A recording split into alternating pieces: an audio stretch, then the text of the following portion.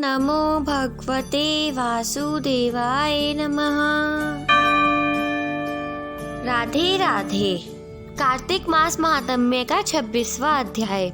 श्री नारद जी आगे बताते हैं, उनकी वाणी सुनकर धर्मदत्त विस्मित हुआ और साष्टांग प्रणाम करके कहने लगा, भक्त दुखारी विष्णु भगवान की विधिवत आराधना करते हैं।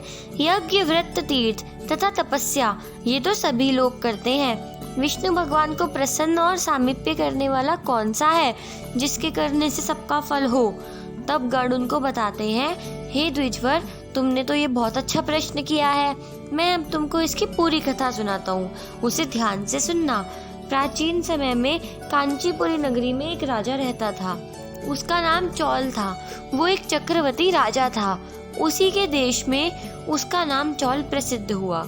उसके राज्यकाल में सांसारिक कोई भी प्राणी गरीब नहीं था, दुखी नहीं था, पापी नहीं था तथा बीमार भी नहीं था। यह उसके यज्ञ करने का प्रभाव था। तामपर्णी नदी के दोनों तटों पर उसने सोने के यज्ञ स्तंभ बनाए, जो कि कुबेर के चैत्ररथ नामक उद्यान के समान थे।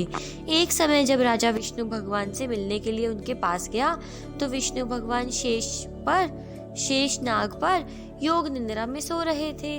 वहां पर जाकर राजा ने मणि, मोती, सोने के पुष्प, फल फूल से विधिवत बड़ा सा यज्ञ किया और पूजा की। वह साष्टांग प्रणाम करके विष्णु भगवान के समीप बैठ गया। थोड़ी देर बाद वहां पे एक ब्राह्मण आया।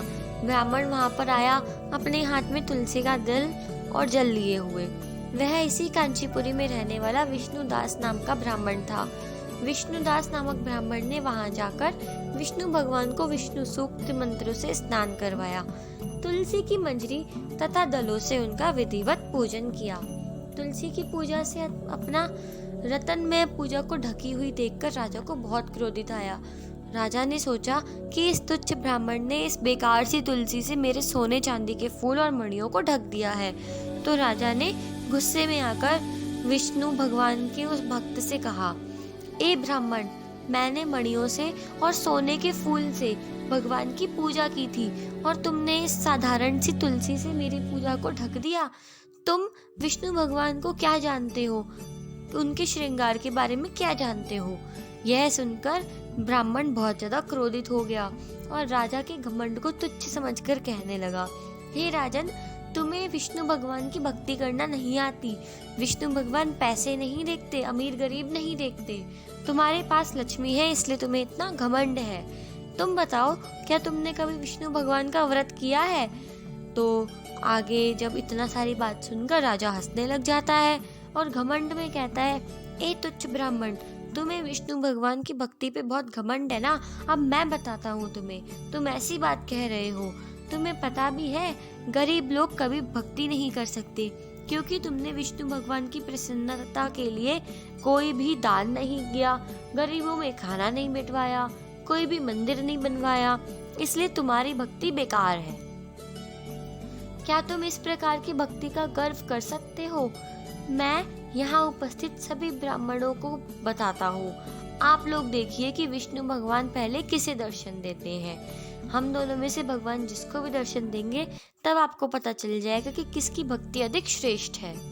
ऐसा कहकर राजा अपने महल में चला गया और अपने पुरोहित आचार्य बनाकर विष्णु भगवान के यज्ञ प्रारंभ कर दिए। जिस यज्ञ में अनेकों ऋषि बुलाए गए, बहुत सी दक्षिणा दी गई। जो यज्ञ पहले गया क्षेत्र में ब्राह्मण द्वारा किए गए थे, वह यज्ञ भी यहाँ पे की गई।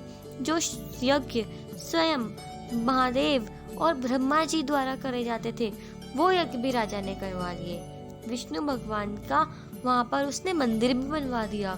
विष्णु भगवान को खुश करने के लिए उसने सभी नियमों का पालन किया। कार्तिक के महीने में और माघ के महीने में व्रत भी किया, तुलसी के वनों की रक्षा भी की।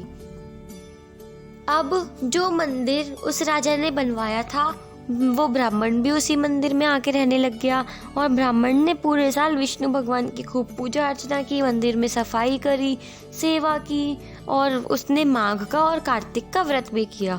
वहाँ पर जो तुलसी उग रही थी, वो उन्हें नित्य प्रतिदिन पानी देता था और उनकी रक्षा करता था। हर एकादशी को विष्णु के पास जाकर द्वादक्षर मंत्र का जप करता था, षोडश उपचार, गीत और नृत्य करता था।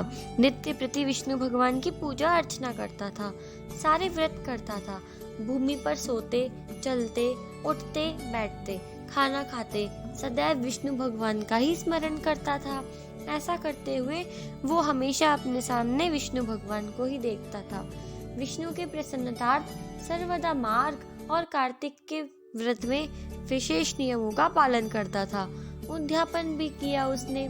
इस प्रकार व्रत में स्थित विष्णु भगवान के प्रति उसकी इतनी निष्ठा को देखकर कर्म तथा इंद्रियों से तल्लीन होते हुए चोलेश्वर और विष्णुदास को आराधना करते हुए बहुत दिन हो गया।